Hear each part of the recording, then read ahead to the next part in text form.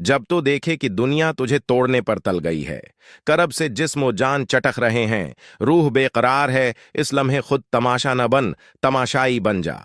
खुद को टूटते बिखरते जड़ते बनते देख। करब गुजर जाता है, सबक बाकी रह जाता है। सबक से मिलने वाली वैसेत नजर और बर्दबारी ही असल मतलूब है। लोहे को जरब पड़े तब ही वो मतलूब में ढलता है। उस जरब के लिए उसे लोहार का शुक्रगुजार होना चाहिए, न कि शिकवा गुजार।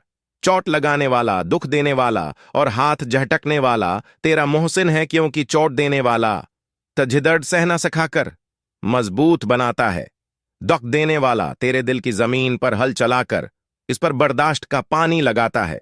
ये तुझ पर है कि तो इस सेंची जमीन पर मोहब्बत के बीज बोता है या निफरत के, और हाथ झटकने वाला तुझे खुद अपने परों की ताकत परवाज पर भरोसा आता करता है। सो सक देने वाले के साथ साथ दिख देने वाले का भी शुक्रगुजार